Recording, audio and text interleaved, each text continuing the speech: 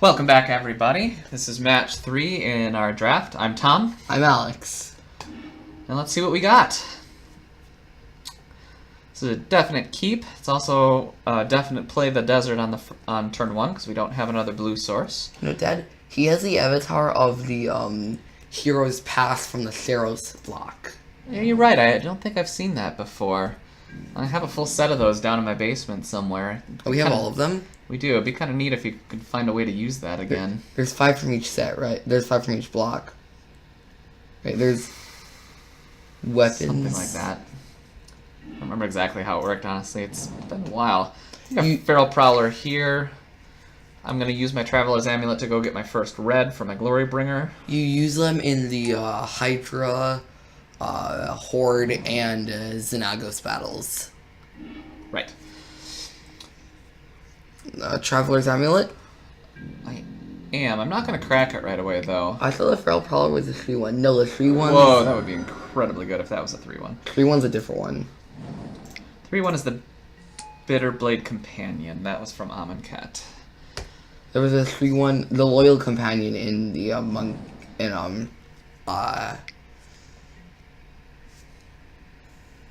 Kaladesh block. Good thing I haven't cycled anything yet.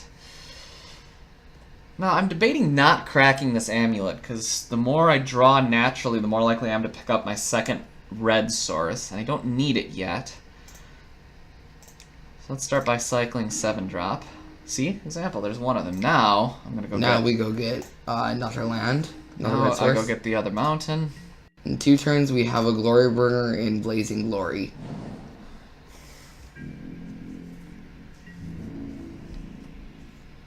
You're not gonna... Oh, Attack into a 2-3? No. Opponent in white-black could very well be mummies. His first play was a mummy. Zombies, rather. Most of the zombies in this set are mummies. That card can turn into a mummy. You know what it can also do? It can die to Winds of Rebuke. Winds of Rebuke once it's been eternalized.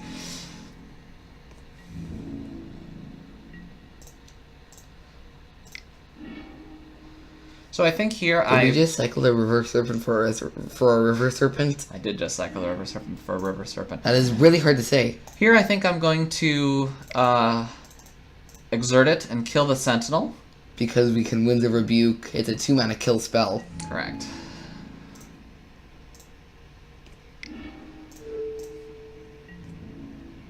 I do have the River Serpent I can cast next turn, although it's not going to be able to attack for a little while.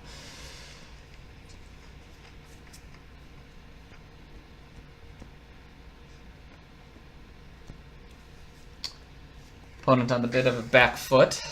We do have our shields down at the moment. If we've got a kill spell for the Glory Bringer, we're losing it. But we did get as much value as possible out of it in 1 turn. Well, we could have killed something with 4 toughness. Alright, he has zombies. His zombies. Opponent might not have a opponent might still have a kill spell, but they just decided they didn't need to use it this turn because we're not attacking with it. So we have options here. Option is leave up Winds to save our Glory Bringer if our opponent tries to do anything to it. Obviously the worst thing is Hour of Glory or Final Reward, anything that can exile it rather than kill it. Or we could just play the River Serpent. Since our River Serpent isn't attacking, but it's a great blocker, I don't know. I actually think I'm going to play it, and the reason I changed my mind on that is because I drew Wander in Death. If opponent has one of the other ways to kill Glory Bringer, we'll just get it back. And if not, that's unfortunate, but we're advancing our board state at least. I may consider just bouncing things my opponent plays next turn, simply because I want to get my River Serpent online. Opponent does use the Lethal Sting. I don't have a black source yet, but I'm hoping to find one. And this will turn my River Serpent on, so I will Use it on the River Serpent to kill the Accursed Horde. Correct. And we'll leave up... It doesn't particularly matter.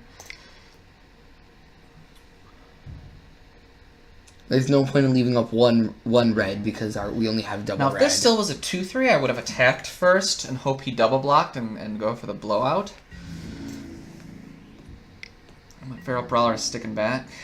I probably probably should have offered him the chance to just block it as it was. Save myself a removal spell.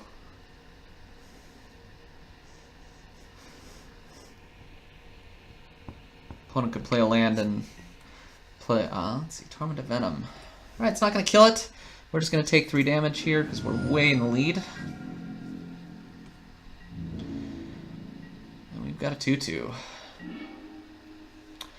Now I'm starting to put thought into cycling that Wander in Death to draw to some more action since I can't do anything right now. We do have 2 bounce spells, so we could, if we really wanted to, if we were desperate, we could bounce our River Serpent to turn it into a 5/5 again, but we're not desperate. Not yet, although I may consider doing it at the end of my opponent's turn.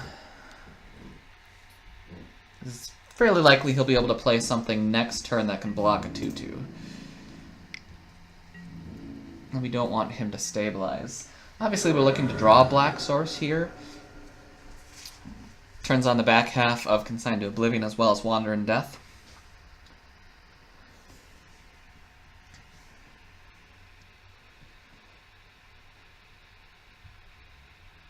Alex, what'd you do most of the morning?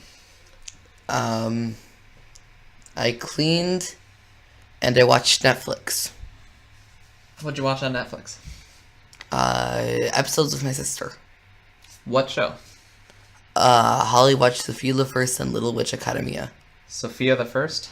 It's a Disney princess show, and which show similar to a children's version of Harry Potter. So if he attacks with his disposal moment, do we block with the Feral Prowler? No, because he can give it lifelink or death touch. Well, lifelink doesn't matter whether or not he's going to tell it to us. Well, then we're definitely blocking. That was an interesting choice by him. I would have waited until I blocked, because at that point he might have decided to give it death touch and kill my Feral Prowler. But apparently he needed 1 life. So now we Winds of Rebuke or Consign. Yeah, I was thinking Winds of Rebuke because Winds of Rebuke gets more cards into our graveyard in case we are eventually able to play our Abundant Sarcophagus. now the problem here is that what happens if he attacks? I'm not really going to block with my River Serpent because I don't want to lose my River Serpent to his death touch. So I could. Oh, hey, look what went into our graveyard. Ooh, yay. And Countervailing Winds, which we can cast if we get a Abundant Sarcophagus. Start out with this, though. If he attacks, I will not block. If he attacks with the Unraveling Mummy, I will block. But it's likely he might hold them back. Or he might attack with just the Disposal Mummy, and I'll throw the Feral Prowler in front of it again. I'm going to Lethal Sting one more time here. Well, that's alright. We do have the Wander in Death. We can get both of them back. I would get back the Striped Riverwinder and one of the River Serpents. I'd rather have a 5/5 Hexproof than a 5/5 that can't attack. Sometimes. I will block this if he wants to turn on Death Touch. He can, although he may just want to be gaining some life here. Evening up the life totals a bit. Yep. Right now we have the option of Ritualist or Sinuous Striker or Consign. Let's get the Ritualist so we have our black sources online.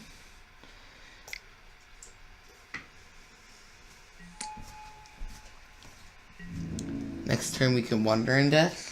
We can. We also have the option of double blocking his Unraveling Mummy, and when he goes to Death Touch it, just Consign it. Slows him down for a turn. He's got all the lifelink in the world with this. Oh, why didn't I Essence Scatter? Well, I was talking when I should have been thinking. I may have Essence Scattered that. Now he's probably just not going to attack here. Yeah, there's no reason for him to attack, he just gets blown out.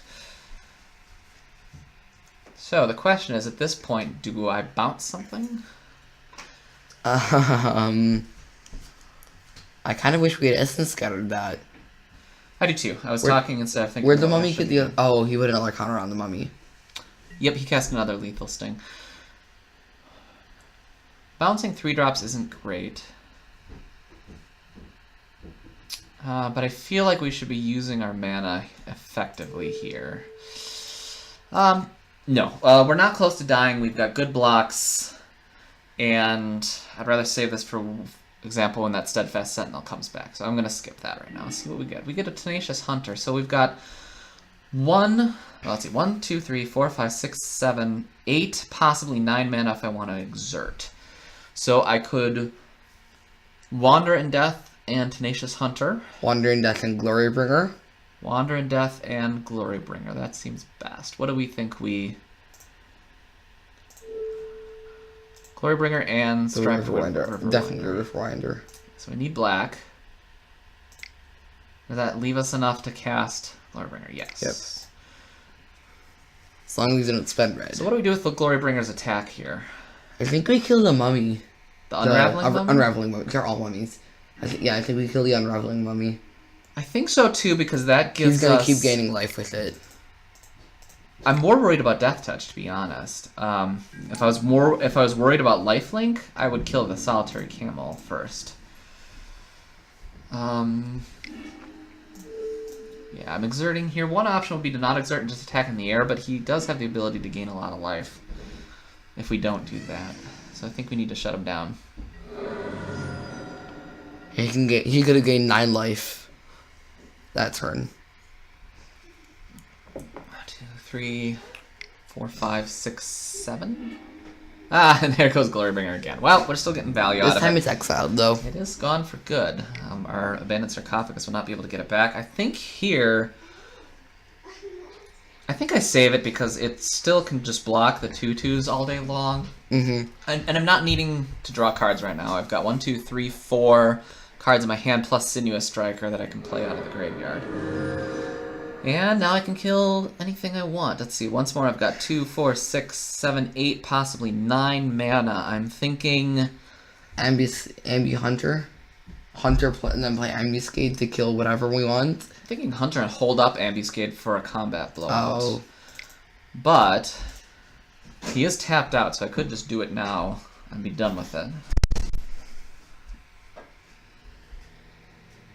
And yeah, I like doing that right now. The problem is that I may also want to Essence Scatter. We should never kill the Disposal Mummy, because it's just an 0-1, and the Tenacious Hunter gets better because of it. You know, I think we're going to hold up the Ambuscade. If he tries a combat trick, he can't attack safely into us. If he tries a combat trick, we blow him out with Ambuscade, or we blow him out with Consign. And at the end of the turn, if he hasn't done anything, we Ambuscade to kill the Solitary Camel. Probably, yeah. I'll just take the kill spell at that point. And here comes likely the Steadfast Sentinel, yes. So now the question is, we can't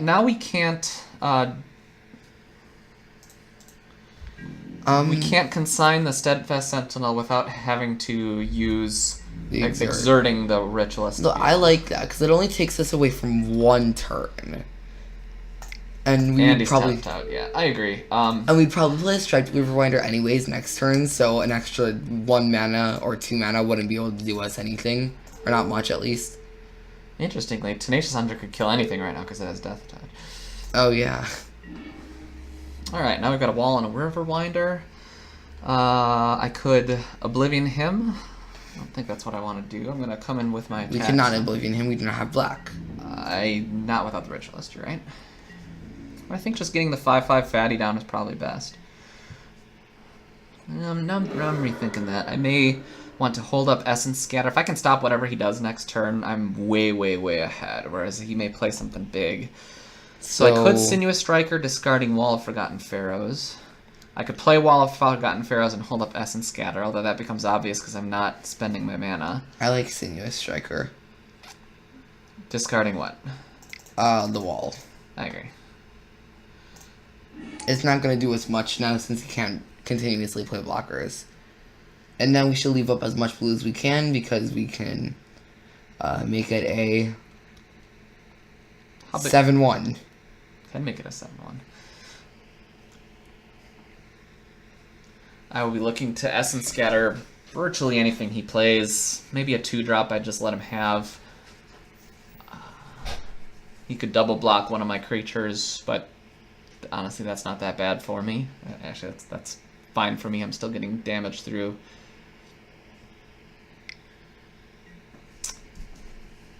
Well, that's interesting. That does put it in his bin, but it's going to go in his bin as a blocker anyway, so I think I just do it now. If he does that next turn, then that's okay. So do we Oblivion or do we Riverwinder? He's probably been playing around Oblivion by holding lands. Although he missed land drops for a while. He would have done it sooner. Let's build our board. Yep. So I think we attack with everything here. Because I don't care if he attacks me back. I think you win. Let's see, he blocks a 4/4 and he takes 7. Nope. Sorry. Oh! Well, he wins if he does. Should just do it once and just see. 1, 2, 3, 4, 5, 6. Just in case he winds up killing it somehow. Yeah, okay, we're done. Sideboarding here. Here is a chance I may want to go a little bit more... aggressive here. One thing I was noticing is I don't really see much I wanted to... No, that's not true. We did have 2 Eternalized creatures, so bouncing stays fine. So I'm looking at bringing in Sandwalla, Combatant. Probably the Combatants over the Sandwallas, because the Sandwalla is better as an aggressive creature, although it can block 3/3 as a 3/3. So maybe I'm leaning more towards the Sandwalla. I think the first cut is Cunning Survivor. I'm not going to be attacking for aggressive. When I'm rebuilding this deck, I honestly might not start that. I might start with the Frilled Sandwalla or perhaps a Lesson or Wrappings or Cancel. I could play a Combat Trick, although I have 2 Ambuscades as Combat Tricks plus Winds. I don't like Spider Grasp. Not in this situation. Probably the worst remaining card here is Naga Oracle. Although it does, he's got a lot of 2/2s, 2/3s, 3/2s. Blocks those fine all day long. Could take out one of the River Serpents or one of the River Winders to get in something else. And I also could consider going down a land on the draw. Could consider taking out the Sarcophagus, because if I'm on the draw, he's on the play. If he starts to get aggressive at me, I'm not going to have time for that. Kind of thinking of that right now. I'm put it back in on the play, possibly. Too much fun. Yeah. Did not have any problem at all making this last game go long, even though he was playing stuff every turn. That's what we want. So Alex, you said the 2 shows you were watching this morning with your little sister were Little Witch Academia and Sophia the First. Sophia the First. That's a Disney show, right? Yes. Disney. Well, Little Witch Academia is a translated, or rather a subbed anime, isn't it? Yeah. Kind of a little kids anime aimed at younger children. Sort of like Harry Potter. The earlier Harry Potters. The later Harry Potters aren't really aimed at young children. We'll keep. Not thrilling, but hopefully it'll draw us into some 3-drops and 4-drops that we can use. We can do something with every card in our hand. Opponent mulligans once. Keeps his hand at 6. And puts a card on the bottom.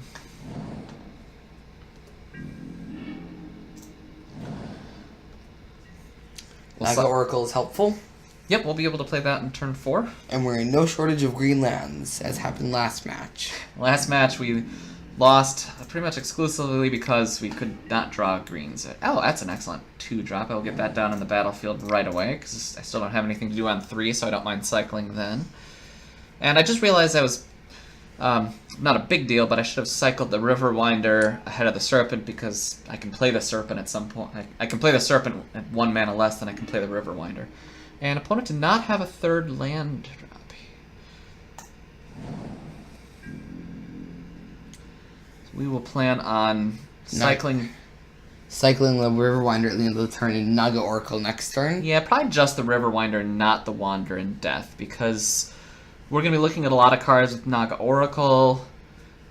And if we want to get some cards quicker, we can use Wander in Death to get some cards back. Once we get black. That's the question, is are we going to get black here? We have some wins.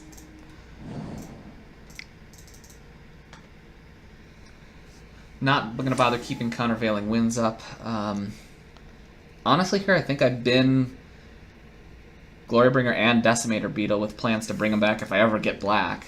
I'm going to need black first. I'm not going to put Glorybringer into my hand when I have no red and no way to start getting red.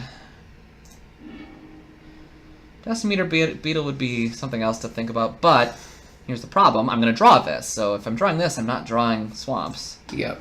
So we'll leave Ambuscade on top because I can kill whatever the first thing is they play. Would have liked to have seen a Desert in those top 3 cards, Alex, that I could have just put right into the graveyard. There's our 3rd land from our opponent. Fortunately, whatever they play is almost certainly going to get ambuscaded. Ambuscaded? Is that a verb? Ambuscadation. That'd be the noun of the verb.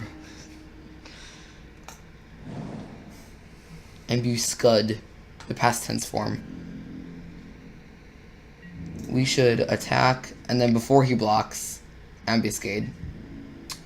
I'm going to do this thing where if he wants to chump block, he can, but I'm going to get 1 more damage in right now by pumping his power 1 with ambuscade. Get the Feral Prowler down. And then go.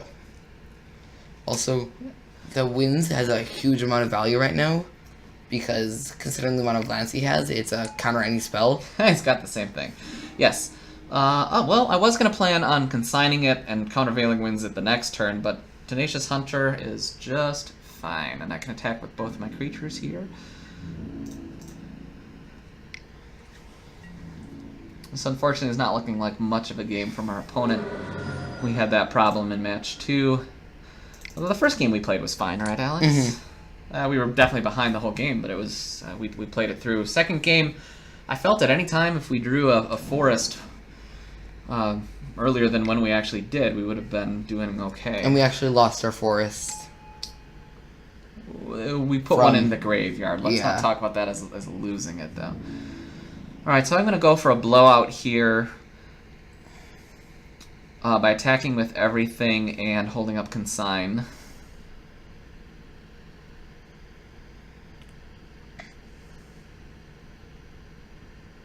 Opponent might as well attack right now because he can untap the Aven, get 2 damage in. It's completely free.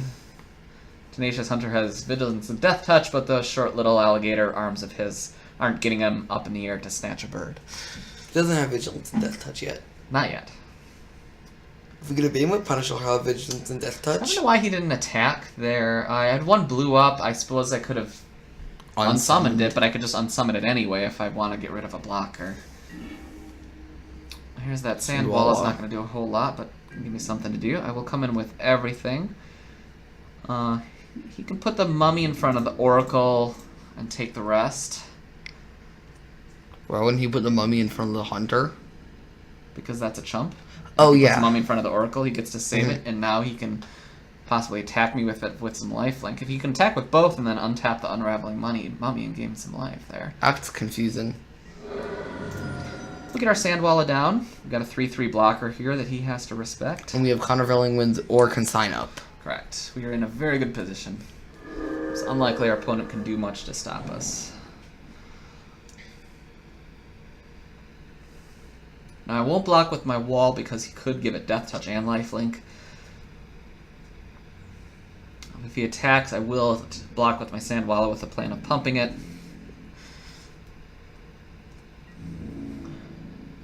No, he's not attacking with the Aven either. So should I just bounce the mummy now? Yeah. I think that's right.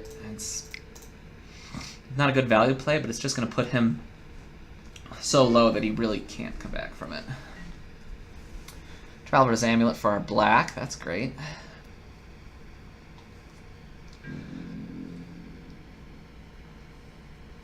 We're still really short if we want a Glory Bringer.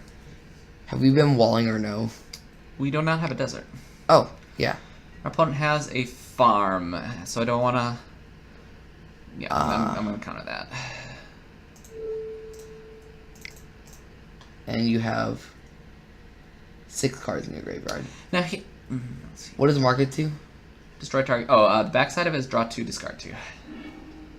And our opponent concedes. Well, we went 2-1 with this deck, Alex. We went 2-1 with our last one, although I think our last deck was actually much stronger, but we... Much more fun. And much more fun with those quadruple riddle forms. But we punted a game we had won on if we lasted one more turn. That was unfortunate. And we skipped through a kill spell or something. We didn't get to see a lot of Abandoned Sarcophagus work in the second and third matches of our draft with this deck, but we got great use out of it in match 1. If you saw that, we were able to get a ton of value out of the card at that point. And in the in the other game where we had the Sarcophagus out, and it would have been doing great work starting very quickly if our opponent hadn't exiled our cards from graveyard, which a rare land that we passed actually, and maybe we should have given it some more thought. Most decks may have 1 or 2 Aftermath cards in them, or Eternalized cards, or Embalm cards, or just creatures that they can get back with something like a Wanderer Death or Gravedigger. So what do you think about this deck, Alex? I like this. This definitely was a lot more fun and worked out a lot better than I thought it would. It looked like kind of a mess when we started, didn't it? Yes, it did.